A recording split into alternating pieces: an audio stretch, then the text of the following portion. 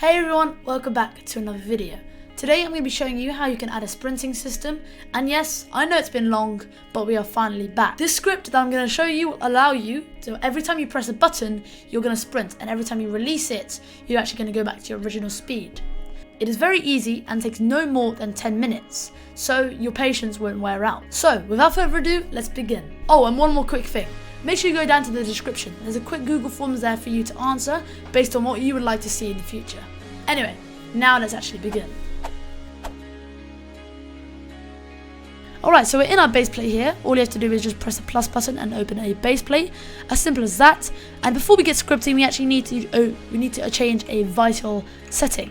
So in controls, if you click on Starter Player over here, and you go down to controls, you see we have the enable mouse lock option. Make sure you have that unselected, because if you do have it selected, it will interfere with our script. So make sure you have it unselected. Once you have unselected, you can just go to Starter Player Scripts and make a new local script. Now, just delete the print hello world and let's begin. Now, to start, we need to reference the user input service. So just do local UIS is equal to game::get service user input service. Now we can go down and we can reference the player. So all we have to do here is local player is equal to game.players.local player. Now you need to go down 2 lines, and the next thing we need to do is establish the walk speed and sprint speed. So to do the walk speed, you're just going to do local walk speed is equal to 16, and local sprint speed is equal, is equal to 32.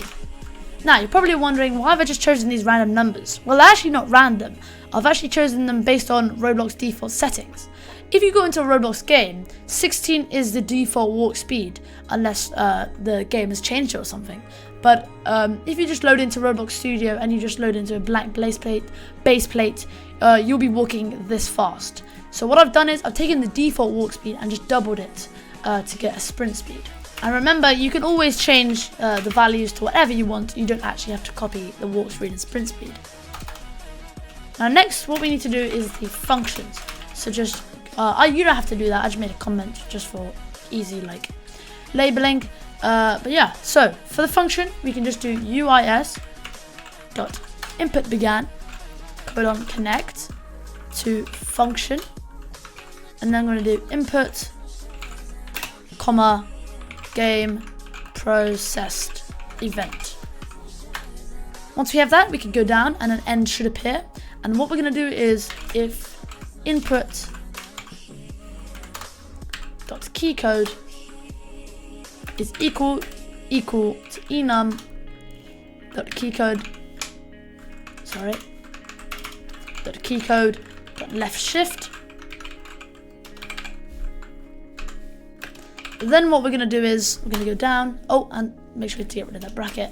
Then I'm going to go down, I'm going to write player.character.humanoid.walk speed is equal to our sprint speed. And if you see a little red underline, just make sure you add the end of a bracket and this end here. Right, so let me quickly talk you through this. Here we are actually doing the input began. So every time the input begins, it's going to go through these parameters. And if we press the left shift button, our walk speed is going to turn into a sprint speed. So we're going to go from 16 to 32, causing us to sprint. Now, it's really easy. All you have to do is copy, go down 2 lines and paste. Change this from input began to input ended, and change this from sprint speed to walk speed. And just like that, you are done. It's literally the identical thing, but every time the input ends and you stop pressing the left shift key, your speed goes back to your walk speed, which is 16.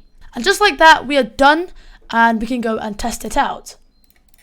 Alright, so I've made actually a little mistake here, and what I've done is I've done key code with a capital C, but I've just done key code with no capital C. So before you actually go and test that out, make sure you change that and do it down here as well, so you don't get another error. And then that's it. That's it. Now you can go test it out and it should work. Alright, so I've gone ahead and just played it again. And as you can see in the output, we've got no errors. This is just my plugins. So just clear output. And now the moment of truth, we press sprint. And as you can see, we are sprinting and our speed has changed from 16 to 32. And now let me show you quickly. If I let go of the shift key, look what happens. I slow down again.